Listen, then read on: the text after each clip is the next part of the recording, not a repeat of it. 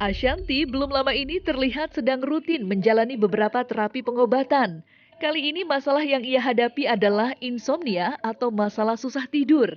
Dan untuk menyelesaikan masalah tersebut, baru-baru ini Ashanti terlihat menjajal metode pengobatan dengan cara ruqyah.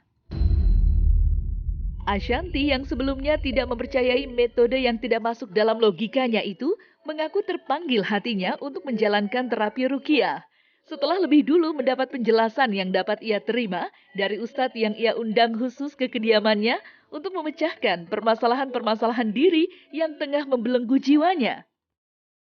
Lantas, apa yang sesungguhnya terjadi pada Ashanti sehingga ia mengalami kesulitan tidur?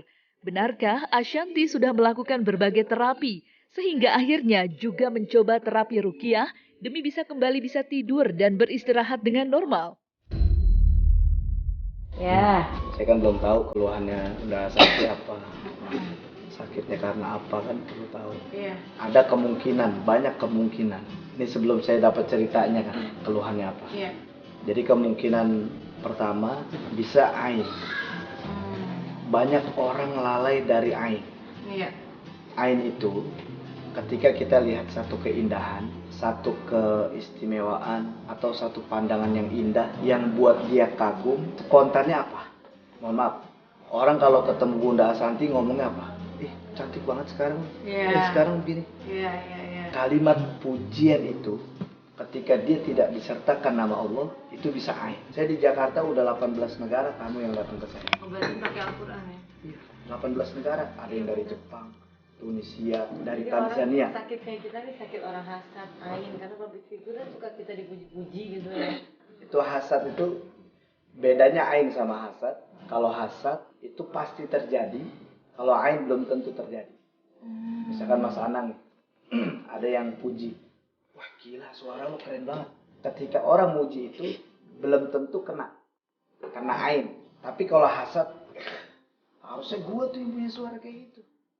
Nah itu bisa jadi sirik, bisa jadi sakit. Nah hasad itu bisa jadi sakit medis. Karena sakit hati. Ain bisa sakit medis. Larinya ya? Larinya.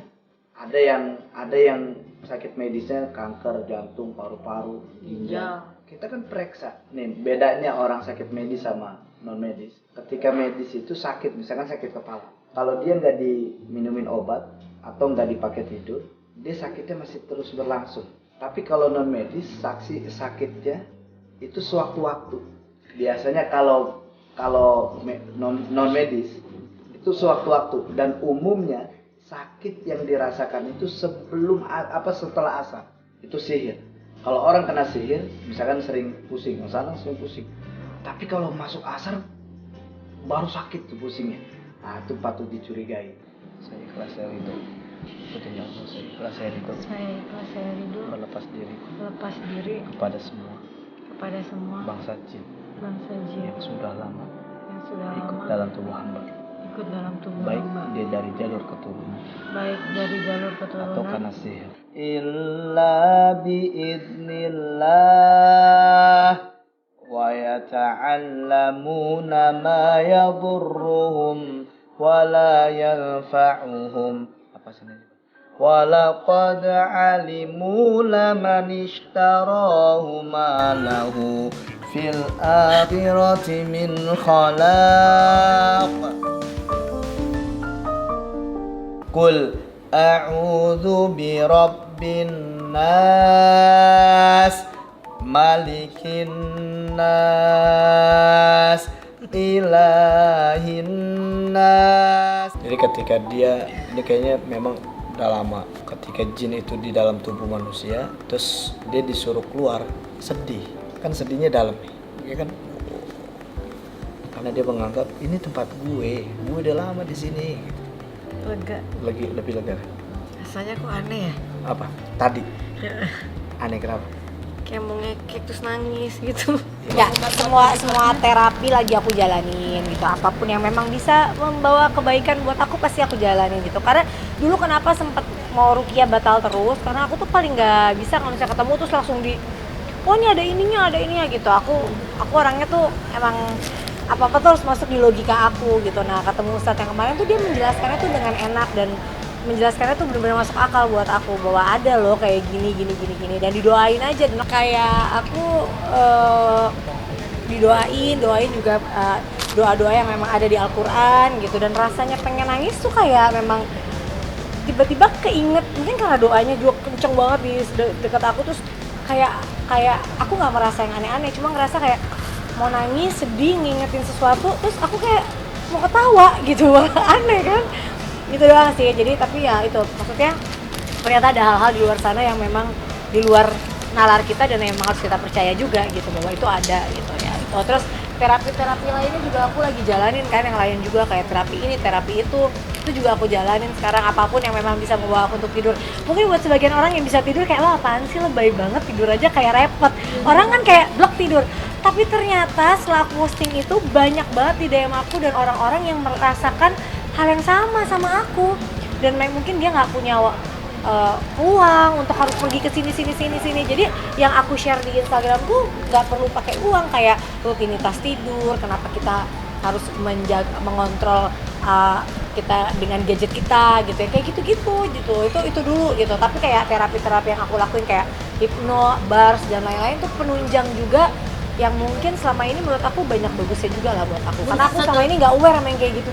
Sebenarnya aku juga bukan orang yang kalau mengumbar kebahagiaan juga, kalau dibilang ya mungkin karena di konten YouTube lebih ke aku merasa itu adalah daily vlog aku. Jadi apa yang orang lihat, kadang-kadang mungkin gini, saat kita ketemu orang kayak aduh bunda ini banget, apa itu banget gitu, aku selalu ngomong masya Allah ya gitu, kayak gitu kan kadang-kadang terlupakan. Terus kadang-kadang orang melihat kita dengan mata-mata yang belum tentu mata yang suka, ada aja yang dalam hatinya suka, dongkol, benci atau apa. Nah itu juga bisa kena ke kita gitu.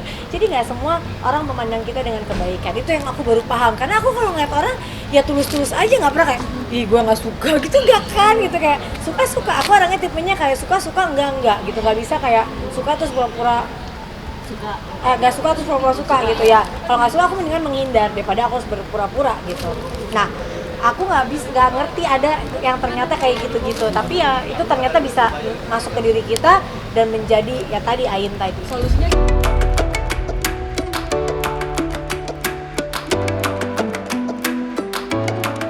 dalam beberapa momen terbarunya, ada potret menarik di tengah aktivitas jalan paginya, di mana Ashanty membagikan momen mendapat sebuah masukan dari suami tercintanya, Anang Hermansyah. Anang memberikan sejumlah masukan terkait permasalahan Ashanty agar bisa menyelesaikan masalah sulit tidurnya.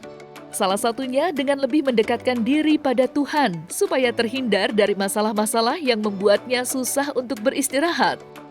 Nada suara Anang yang terdengar cukup tinggi turut menuai perbincangan dari warganet yang menduga Anang dan Ashanty tengah berseteru. Namun dengan santai Ashanty memberikan jawaban bahwa dirinya sudah melakukan hal yang dikatakan oleh Anang Hermansyah. Katanya, kamu punya problem dunia apapun, itu di kitabku. Problem seberat apapun dalam hidupmu. Tapi pada saat kamu mendekatkan kepadaku dan menggunakan kalimat-kalimat atau kalam-kalamku, sekuat kamu, semampu kamu, ya lakukanlah, aku akan datang menolong. Masalahnya cuma di situ tuh.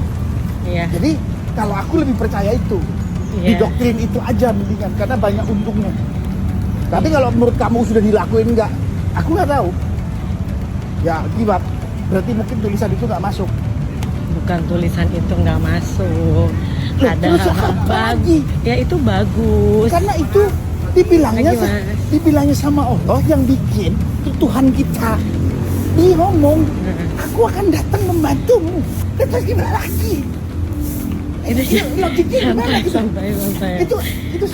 Itu seru tuh dalam logik. Ya harus yang menderita itu aku loh, kenapa yang marah kamu ya? Bukan, aku nggak marah. Aku cuma bilang manusia diberi akal untuk berpikir. Itulah alat paling mujarab menghadapi masalah dunia. Terus itu alat berpikir untuk bagaimana kita berkomunikasi kepada penciptanya. Disuruh menggunakan alat pikir tadi. Akhirnya paradigmanya itu menemukan metode-metode yang tepat buat dirimu melalui kalam Tuhan dan macam-macam. Ya ini semua lagi aku upayakan ya. Nah, melek aja nggak apa-apa. Tapi ngapain? Baca buku di tempat tidur sama wiritan di tempat tidur. Atau kamu mau sholat 2 rakaat berpuluh kali nggak apa-apa juga. Cuma itu doang bedanya. Cuma kalau kamu ngelakuin yang ini, kamu dapat pahala, dapat kedekatan dengan Allah, mungkin menenangkan diri. Kalau kamu nanti kayak tidur, lu bang. Kompak dong, kita selalu kompak, alhamdulillah selalu kompak. Iya, aku tuh emang lagi ada masalah dengan insomnia, dengan masalah nggak bisa tidur. Kalau sakit sih enggak, alhamdulillah sehat. Cuma memang masalahnya dengan nggak bisa tidur aja sih.